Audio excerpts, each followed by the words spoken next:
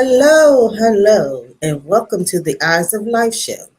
I am your host, Yolo Schubert, and I want to thank you for joining me today. Today, we have an awesome show for you. We have food for thought, and we have something to make you think. So, before we start our show, and today's show is going to be based off of do the United States owe $350,000 to all Blacks, descendants of enslaved people. So, before I get on our topic for today, I would like to send condolences out to those families who loved ones lost their life in the tragic accident on the Baltimore Bridge, the Francis Scott Key Bridge.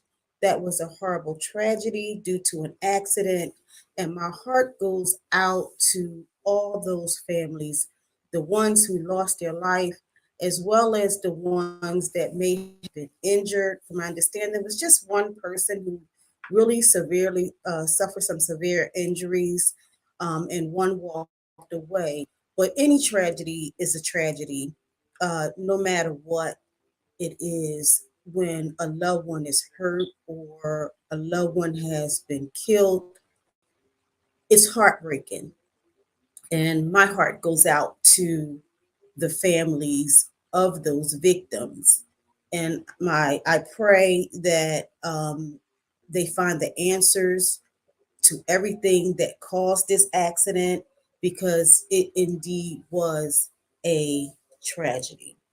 So I want to go on and I want to discuss with you today, which is going to be food for thought for you and make you think, do the United States actually owe us $350,000, especially if you know you're you're a descendant of an enslaved person. So why descendants of enslaved people are owed reparations from the United States? Slavery lasted over 400 years. It ended, the end of slavery has been about 159 years ago as of December 6, 1865. Within the 159 years out of slavery, Black descendants of enslaved people had dealt with the Jim Crow era, housing discrimination, job discrimination, and education discrimination. So let's check out this. So between the 1900s to 2020, the household income net worth between the Black and white household difference is from between 0 to 100. It shows based on the New York Times, Black and non-Hispanic or minority wealth gap worth was between 0 to $200 versus the white families are between $400 to $600. When you do the math through generations from slavery to present day, there is a $850,000 gap between the white and Black household income. And let me just say this, I'm not targeting any race. I'm not targeting anyone. I'm just talking about our government and the things they did and why I feel as though we are due reparations. So let me just say this is not an attack on anyone. So, how do we fight the US? Okay? How do we fight this government?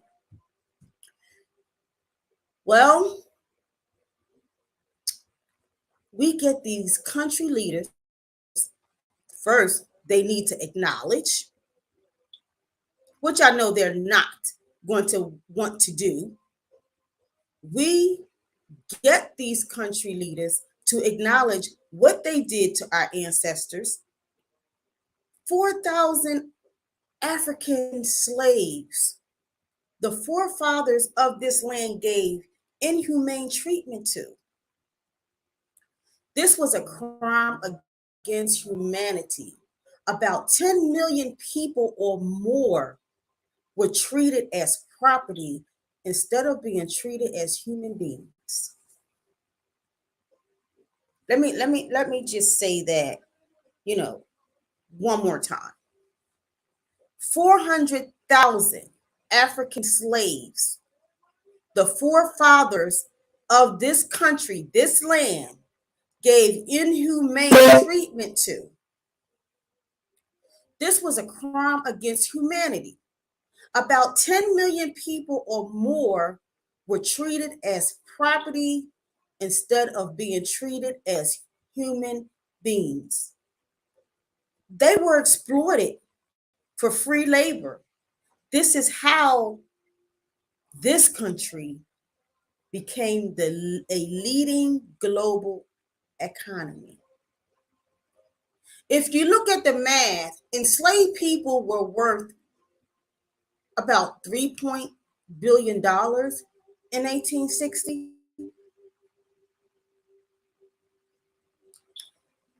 $3.5 billion in 1860. What is the net worth today? What if this was today? What would that market today be? What is the amount? Well, I did some math. So that would be about $115 billion.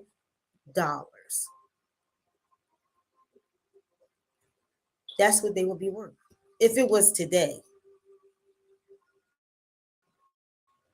So that's a lot of money. That $3.5 billion was a lot back in 1860.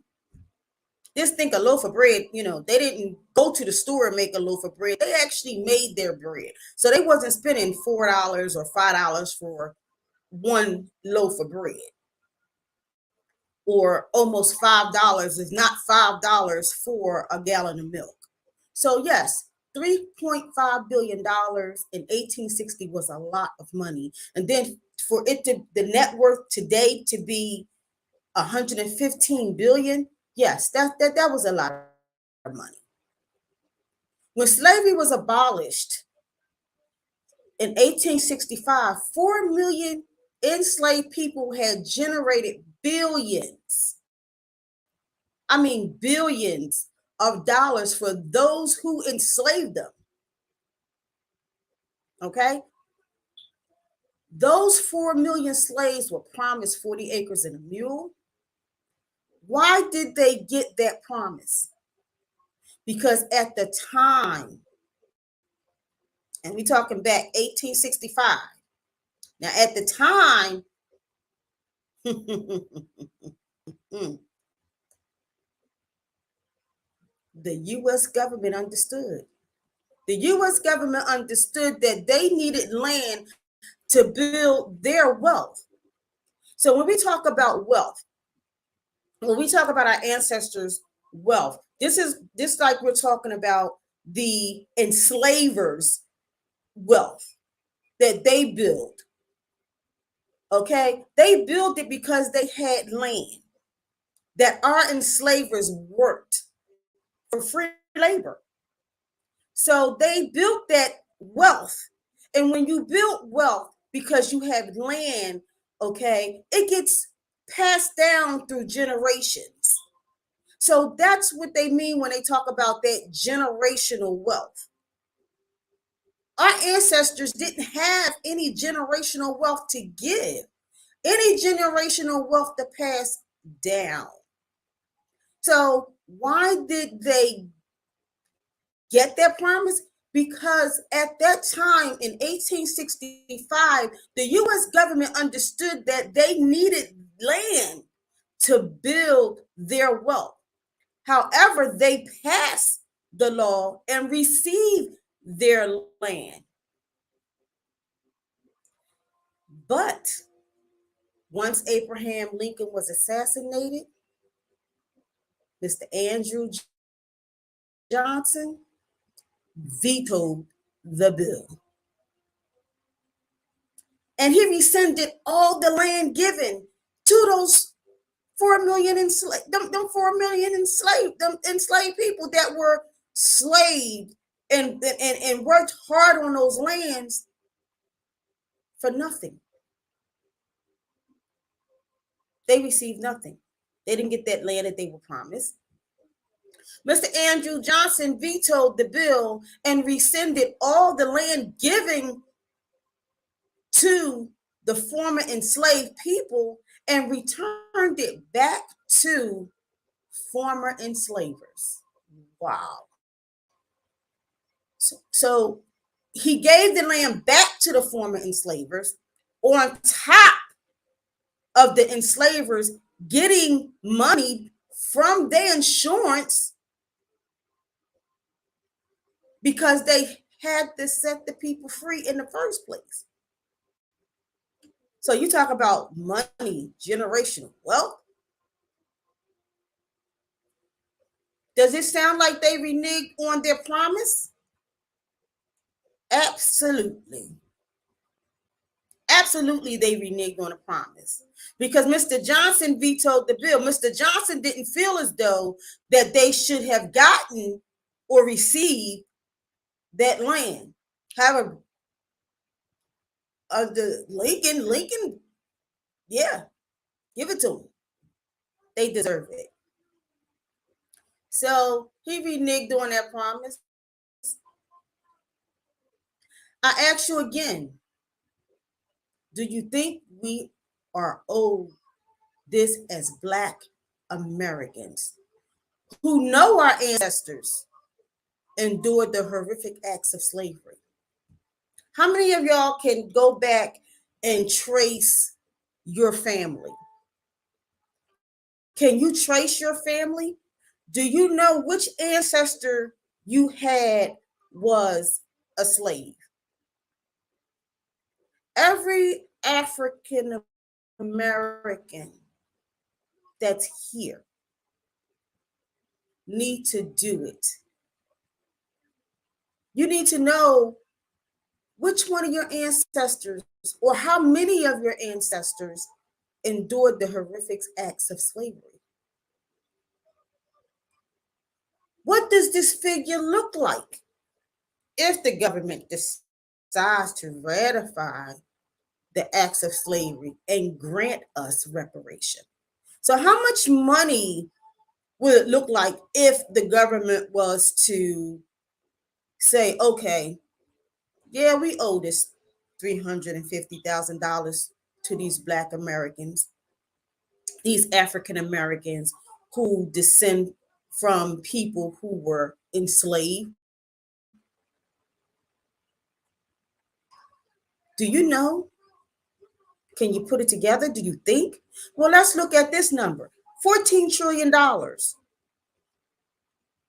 This is $14 trillion is something they spend on unnecessary things that has nothing to do with the United States. Congress has a bill called the H.R. 40. This bill has been in Congress since 1989. Now, that's a while ago. The bill was introduced by Mr. Conyers. Mr. Conyers on November the 20th, 1989, in the House of Representatives, presented a bill to acknowledge the fundamental of injustice, cruelty, cruelty, the brutality and humanity of slavery in the United States and the 13 American colonies between 1619 and 1865. And to establish a commission to examine the institutions of slavery. Let me say that again. Okay? The bill was introduced by Mr. Conyers on November 20th, 1989, in the House of Representatives. A bill to acknowledge the fundamental of injustice, cruelty, brutality, and humanity of enslaved people, of slavery in the United States in the 13 American colonies between 1619 and 1865, and to establish a commission to examine the institution of slavery. Well, he went with 1619. Okay? He said 1619. How many of us know slaves were being taken, Africans were being taken from their land long before 1619? Let's try the 1400s when they were being taken. Let's talk about that. Okay? He didn't address 200 years before the 1600s. So he said 1619 to 1865. If they pass this bill, the United States would be acknowledging the wrongdoing to enslaved people. Let's call out, okay, those who receive reparations. The survivors of the Rosewood Riot in January of 1923 in the rural county of Florida. Now, some of y'all may remember the movie of Rosewood, where a gang of white people from the neighborhood actually got together based on a lie, and they went around and they killed the people, the black community, the people from the black communities. And the sheriff was with them. The sheriff was okay with it. He didn't try to find out or figure out if what was stated was a lie. They just went on a rampage to kill. And I think that was horrible. That was another horrific act that was done. That was not needed. It was unnecessary. But they did it anyway. Okay? The Holocaust victims, a horrific act that took place in Germany. And the Holocaust started about the 1930s to 1941. So in 1941, that was somewhere around, I guess around the time when World War II was getting ready to get started, if it wasn't already started already. So the people from Germany that came over, they also received reparations. Now, I'm kind of, we had nothing to do with the Holocaust. The United States had nothing to do with the Holocaust. But these received reparations. Let's take a look at some more. They have a Civil Liberty Act of 1988. Now, this bill designated $20,000 to each Japanese who came to America who survived the internment camps from World War Two, these families came over here and they received $20,000.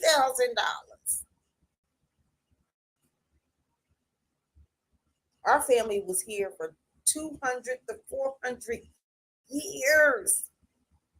We can't get $1. We can't get $1.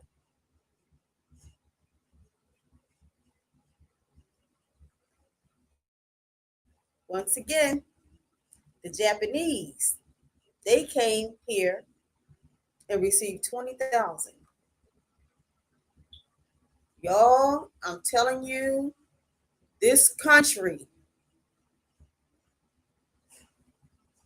$17.5 billion were paid to the families in 2019 from the 9/11 attack. Okay? These families did deserve money. Why? Because the 9/11 attack should have been prevented. That should not have ever had happened. It should have happened. Point blank, period. Where was our defense? Where was the people up there in the government office that's supposed to be protecting us from these terrorist attacks? Where were they? But yet it happened. Families of victims who were held captured in Iran during Carter's presidency received about $4.4 million in 2015.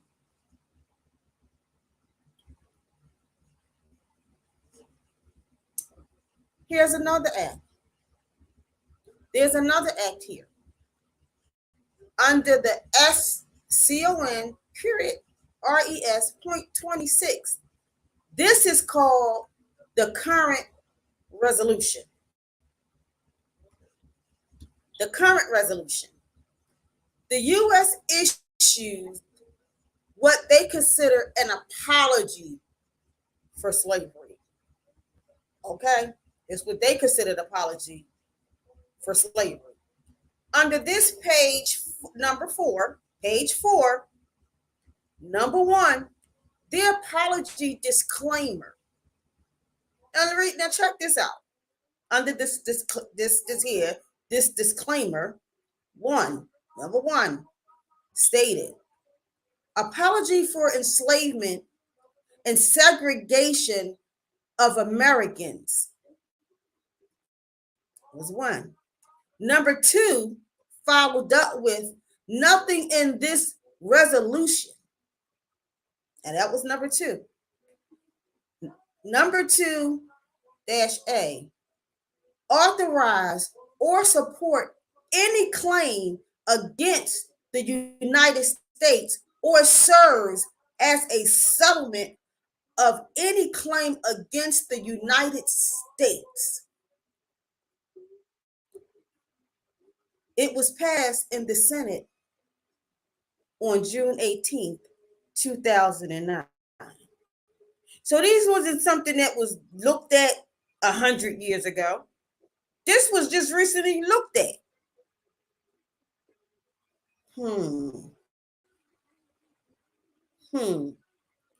But you know what?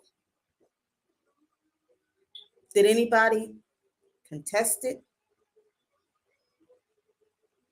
No one attests to this. No one. Okay? And this government of the United States did not point out 3 things. Okay? In this bill, in this act here, RS 26, the current resolution. In this act, this bill, okay, the government did not point out 3 things. They didn't point out 3 things that they should have. They didn't acknowledge it. Nope. No, they did not. Redress it. Nope, they did not. or closure for injustice. They did not do that. How you not even, okay, you don't want to redress? Okay, what about closure for injustice? You don't think there was no injustice there? Yes. There is about 47 million or more Black people in this country who are entitled to these reparations.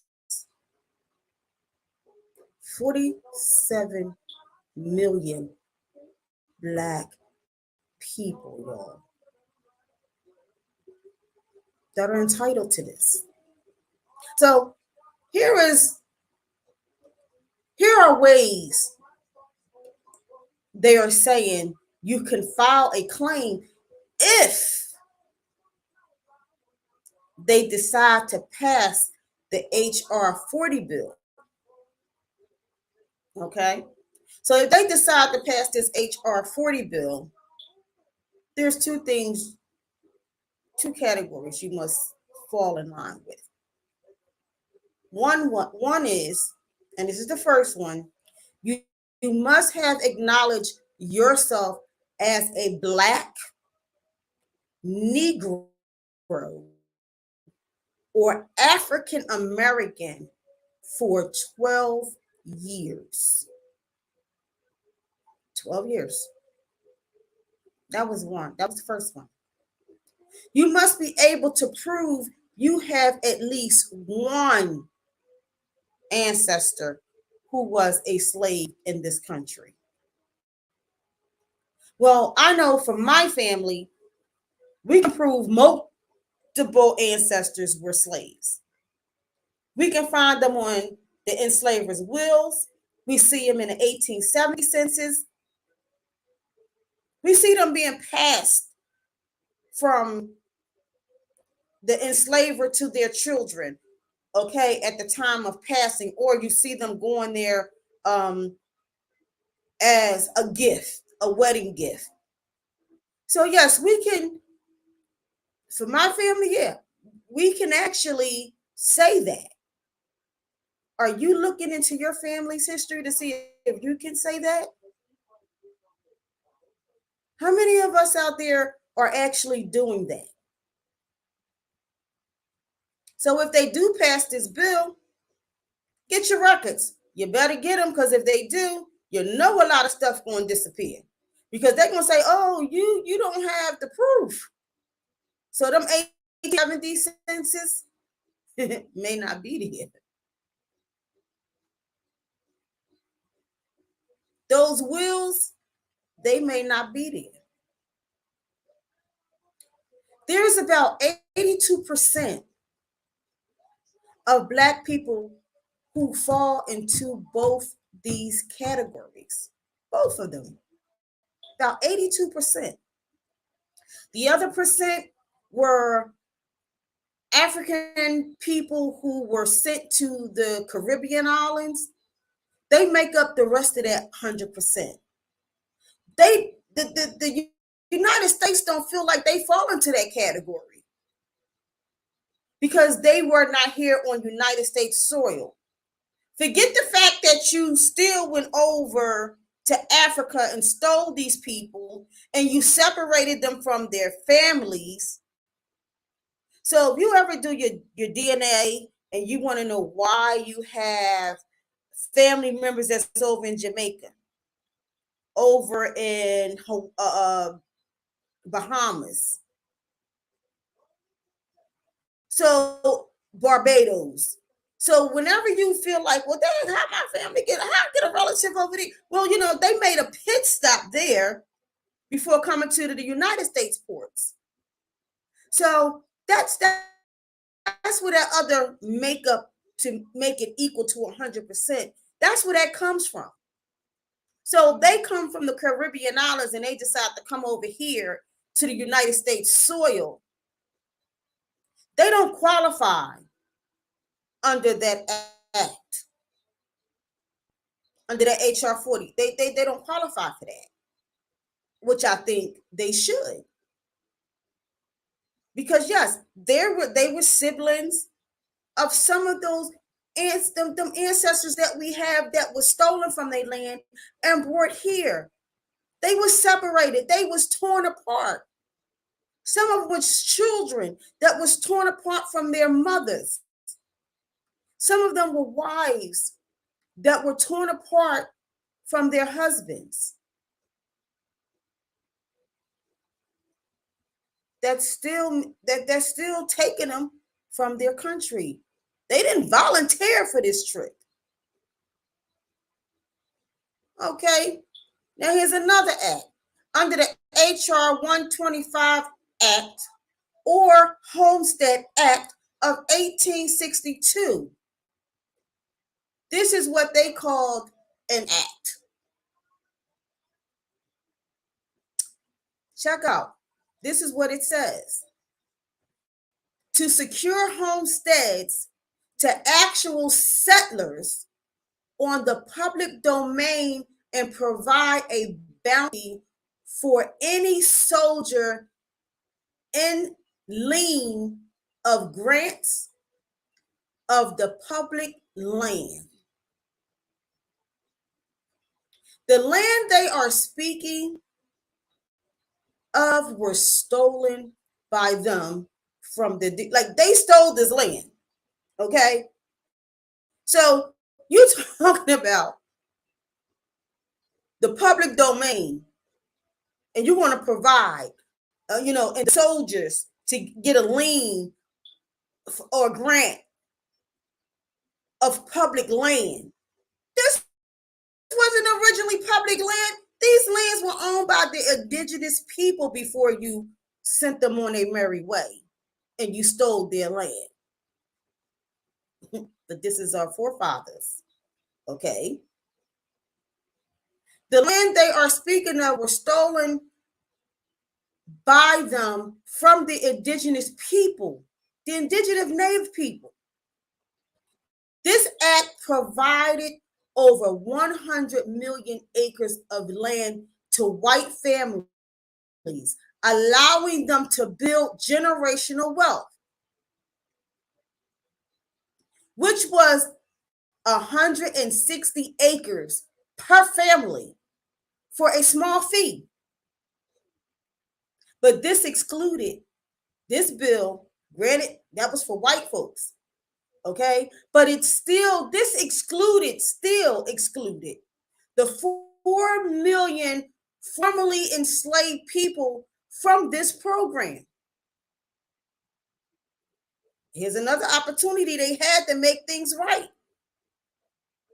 with these 4 million formerly enslaved people. This program excluded them.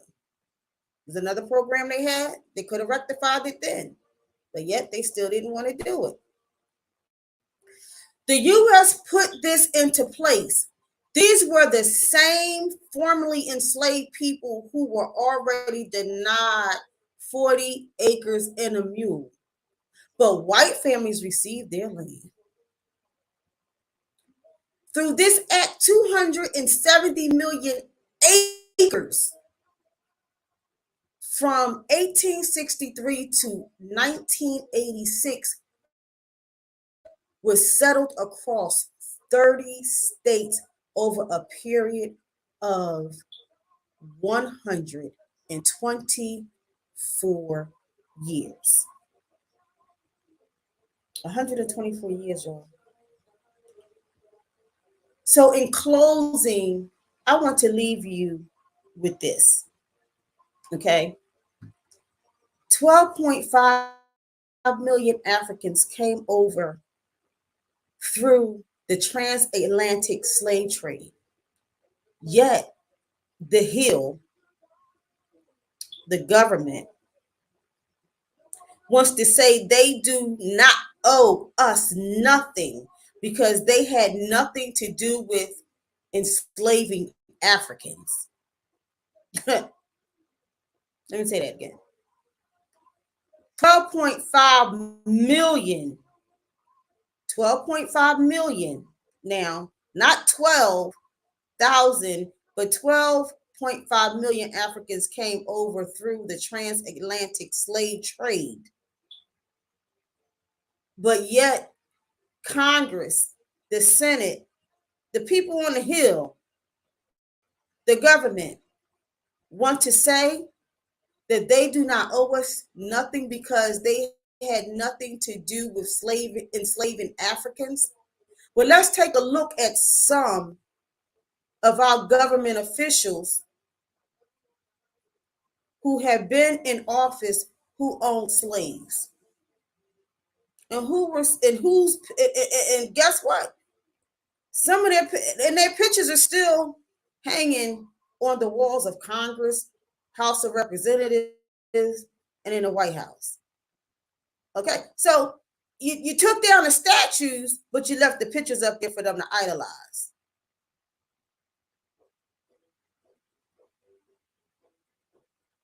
If you took the statues down, take the photos down. Why are the photos still up there? That's for them to idolize. Because see, we don't have to walk past them and see them photos like we were walking past and we were seeing those statues of those people who enslaved our ancestors. So the pictures is hanging up there.